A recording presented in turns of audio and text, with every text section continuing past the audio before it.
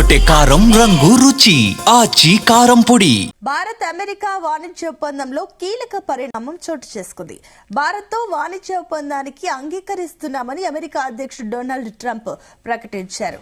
ఇక ప్రతీకార సుంకాలను 18% తగ్గిస్తున్నామని వెల్లడించారు. అమెరికాపై విధిస్తున్న సుంకాలను 0 స్థాయికి చేర్చడానికి, రష్యా నుంచి చమురు దిగుమతులను నిలిపివేయడానికి భారత్ అంగీకరించిందని తెలిపారు. ట్రంప్ ప్రకటనతో ఇప్పటిదాకా భారత్ ఉత్పత్తులపై పడుతున్న 50% సుంకాలు 18% తగ్గుతున్నాయి.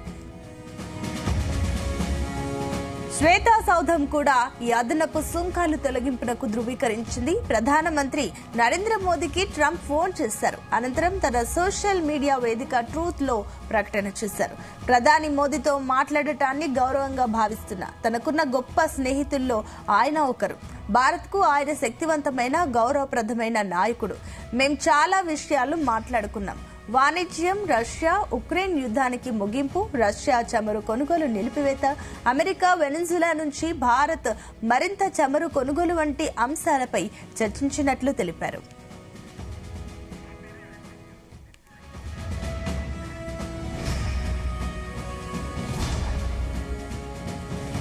ఇక ఏదైతే సుంకాలు 18%కి ట్రంప్ తగ్గించడం అయితే సంతోషకరం అంటూ కూడా కొంతమంది అయితే పలువురు వ్యక్తం చేస్తున్నారు. ఏదేమన్నప్పటికీ ఇదే అంశానికి సంబంధించి మరిన్ని డీటెయిల్స్ అందించడానికి రాజకీయ విశ్లేషకులు పాపారావు గారు అందుబాటులో ఉన్నారు. పాపారావు గారు, గుడ్ మార్నింగ్ అండి. పాపారావు గారు, సో ఇప్పుడు 18% సుంకాన్ని తగ్గింది.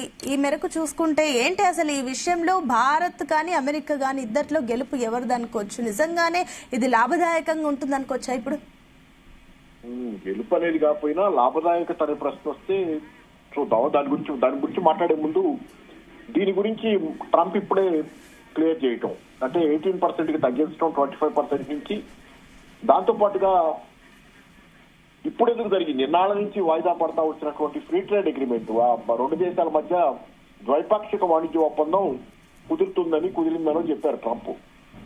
అది ఇన్నాళ్ళ నుంచి చర్చలు జరుగుతున్నాయి. 5 నెలల నుంచి అనేక ఒడిదుడుకులు ఉన్నాయి. దీనిలో 5 నెలల క్రితం వేశాడు ఈ 25% ప్లస్ 25% ఆమె రష్యా నుంచి ఆయిల్ కొన్నందుకు. ఇది ఇప్పుడు ఎందుకు కుదిరిందనే దగ్గర మనం గమనించాల్సింది ఏంటంటే, నిన్నగాక మొన్న ఈ మధ్యనే యూరోపియన్ యూనియన్ తో భారతదేశం మెగా డీల్, ఒకటి మదర్ ఆఫ్ ఆల్ డీల్స్ అని వాణిజ్య ఒప్పందం కుదుర్చుకుంది. ఆ వాణిజ్య ఒప్పందం కుదుర్చుకోవడం అమెరికాకి పెద్ద షాక్. ఎందుకంటే తనని దాటవేసి ప్రపంచంలో దేశాలన్నీ వాటి పని అవి చేసుకుంటున్నాయి అనేది ట్రంప్ కు అర్థమైంది. ఇది కనుక అన్ని దేశాల మీద జులుం పెత్తనం చేస్తే రేపు చాలా కష్టం అమెరికా పరిస్థితి. ఎవరికి వాళ్ళు అమెరికా నుంచి దూరం అయిపోయి వాళ్ళ పని వాళ్ళు చేసుకుంటారనే దాంట్లో అమెరికాను అందరూ పట్టించుకోరు ఎవరనే దాని మీద మళ్లీ గేమ్ లోకి రావటం కోసం ట్రంప్ ఈ రకంగా డీల్ కి తొందరగా ఓకే చెప్పాడు. కాబట్టి ఏంటి, అది ఒక రకంగా డిప్లొమాటిక్ గా వాణిజ్య పరంగా కూడా మనకి యూరోపియన్ డీల్ అనేది పెద్ద ఉపయోగకరమైంది, పెద్ద విజయం కూడా. ఎందుకంటే దానివల్లే ఈ రోజు ట్రంప్ మీద ఒత్తిడి పెరిగి ఈ డీల్ ఒప్పుకుంటా వచ్చాడు. అయితే ఇక్కడ ప్లస్లు మైనస్లు అనేకం ఉన్నాయి ఈ డీల్ కి సంబంధించి. ఒకటేంటంటే 25% నుంచి 18% తగ్గించాడు టారిఫ్. కానీ రెండో పక్కన మిగతా 25% ఉంది, ఏదైతే పెనాల్టీగా వేశాడో రష్యా ఆయిల్ కొన్నందుకు, అదేం చేస్తున్నాడు అనేది ఇక్కడ నాకు అర్థం కాలేదు. అది తీసేయకపోతే 18% తగ్గించినంత మాత్రం ఉపయోగం ఉండదు.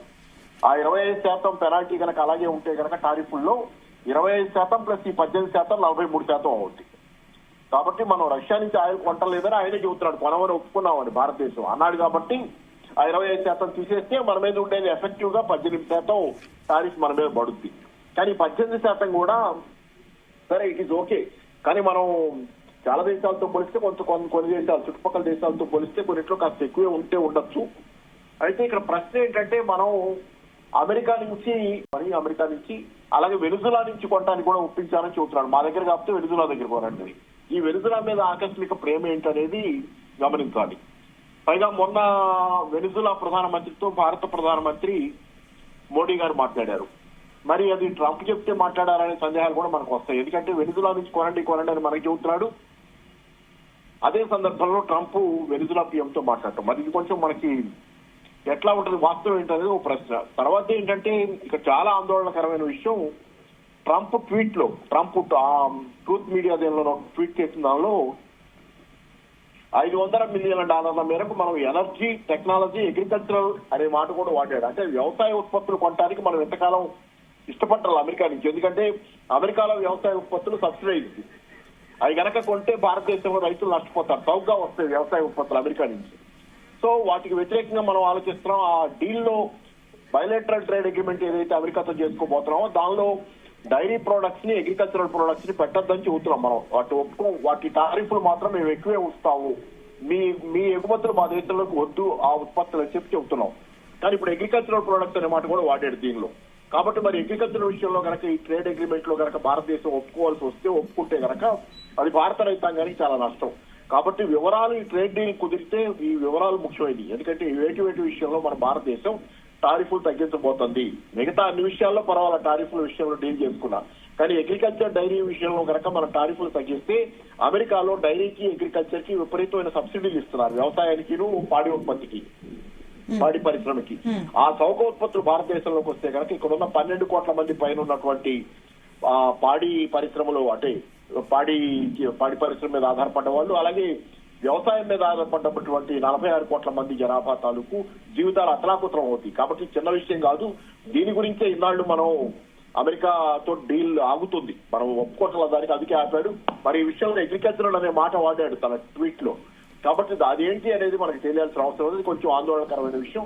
ఏదేమైనా ఏంటంటే ఇప్పుడు 18% తగ్గించిన 25% రష్యాతో ఆయిల్ కొట్టినందుకు వేసిన పెనాల్టీ తీసేయటం, అలాగే 18% మిగతా దేశాలతో, మన చుట్టుపక్కల మనలాంటి ఉత్పత్తులు ఎగుమతి చేసే దేశాలతో పోలిస్తే మన 18% రిలేటివ్ గా తక్కువ కాదా అనేది కూడా ప్రశ్న. ఎందుకంటే కొన్ని దేశాల మీద 17% ఉందని కూడా 1% కూడా మ్యాటర్స్ ఫర్ అస్. పోటీలో మనకు అది ఇబ్బంది. సో ఇదండి పరిస్థితి. అంటే ఒకటి పాపారావు గారు, ఇంకొకటి ఏంటంటే కూడా ట్రంప్ ఏదైతే తను పోస్ట్ చేస్తారో అందులో కీలకంగా మనకు కనిపించింది ఏంటంటే కూడా రష్యా నుంచి చమురు కొనుగోలుని నిలిపివేస్తున్నారు కాబట్టి అని కూడా చెప్పడం, దీన్ని ఏ రకంగా చూడాలి? అండ్ ఇంకొకటి, ఈ ట్రేడ్ డీల్ వల్ల భారత్ కి వచ్చే లాభాలు ఏంటి? ట్రేడ్ డీల్ వల్ల అంటే భారతదేశానికి సంబంధించినంత వరకు అమెరికా అతిపెద్ద వాణిజ్య భాగస్వామి. అది అమెరికాతో అతిపెద్ద వాణిజ్యం, ఎక్కువ వాణిజ్యం చేస్తే ప్రపంచంలో మనకి number 1 business trade partner America. కాబట్టి అంత పెద్ద వాణిజ్య భాగస్వామితో వ్యాపారం దెబ్బతింటం అనేది మనకి, మన ఎగుమతులకు కూడా నష్టం. మనం అందుకని ఆ మేరకు మన ఎగుమతులు బాగుండాలంటే ట్రేడ్ డీల్ కుదరటం అవసరం. రెండోది ఏంటంటే రష్యా నుంచి ఆయిల్ కొనటం విషయంలో అమెరికా ఒత్తిడి మేరకు మన రష్యా నుంచి ఆయిల్ కొనటం మానేయటం అనేది దురదృష్టకరం. మరి తప్పక చేస్తూనే ఉండొద్దు, ఇక్కడ భారతదేశ ప్రయోజనాలను చెబుతున్నాం. కానీ కొనటం అంటే రష్యా మనకి ఎప్పటి నుంచో మిత్ర దేశం, అమెరికా ఏంటంటే వ్యాపారం చేసుకోవడానికి పనికొచ్చే దేశం తప్పితే నమ్మదగ్గ దేశం కాదనేది ఈ మధ్య కాలంలో చాలా సార్లు మనకు అర్థమైంది. అట్లాంటి సుదీర్ఘకాల మిత్ర దేశం రష్యాను వదులుకొని ఈ రోజు ఆయిల్ అక్కడ కొనటం మానేయటం అంటే, సరే వ్యాపారంతోనే ప్రయోజనాలు ఉంటాయా, స్నేహాలు ఉంటాయంటే చెప్పలేను. కానీ ఏదైనా కానీ అది కూడా ఇబ్బందికరమైన వాస్తవం. అమెరికా చేతులు మెలిపెడితే మనం ఒప్పుకున్నాం అనే దగ్గర మనకు అది ఇబ్బందికరమైన వాస్తవం. రష్యాతో స్నేహం మనకు ముఖ్యం. కాబట్టి ఏంటి ఈ విషయంలో పునరాలోచన విషయం చెప్పను, కానీ ఈ మధ్య నిజంగానే రష్యా నుంచి ఆయిల్ కొనటం తగ్గించేస్తున్నారనే వార్తలే వస్తున్నాయి. సో లెటర్ సెకండ్ సి ఏమవుతుందనేది చూడాలి. అలాగే యూరోపియన్ యూనియన్ వాళ్ళు కూడా పరోక్షంగానైనా రష్యా ఇప్పటికీ ఆయిల్, గ్యాస్ తీసుకుంటున్నారు. అలాగే చైనా కొంటుంది, టర్కీ కొంటుంది, చాలా దేశాలు కొంటున్నాయి రష్యా నుంచి. కానీ మన మీదే పత్రం ఎందుకు చేస్తున్నాడు మోడీ, అదే ట్రంప్. అలాగే మోడీ గారి గురించి చాలా సార్లు అవమానకరంగా మాట్లాడుతున్నాడు. నన్ను సంతోష పెట్టాలి మోడీ, ఇట్లా చాలా అవమానకరంగా మాట్లాడుతున్నాడు. కాబట్టి ఇంకోటి మన అనేక సమస్యలతో కూడుకున్నటువంటి విషయం. రష్యా పంటం కొనకపోవడం అనేది కాదు, కానీ సార్వభౌమాధికార నిర్ణయాలు మన చేతిలో లేవా? ట్రంప్ కొనమంటే అమెరికా ఆయిల్ మనం కొని తీరాలా? ఇట్లా చాలా ప్రశ్నలు ఉన్నాయి. అమెరికా ఆయుధాలు మనం కొంటుంది నిజంగా రక్షణ అవసరాల కోసమా, లేకపోతే అమెరికాను మెప్పించడం కోసం కూడా కొనాల్సి వస్తుందా?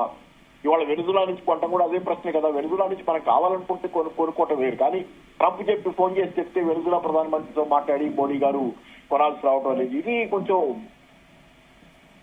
ఇబ్బందికరం, బాధాకరం అనేది. ఓకే అండి, థ్యాంక్ యూ అండి పాపారావు గారు. తెరకొట్టే కారం రంగు రుచి ఆచి కారం పొడి.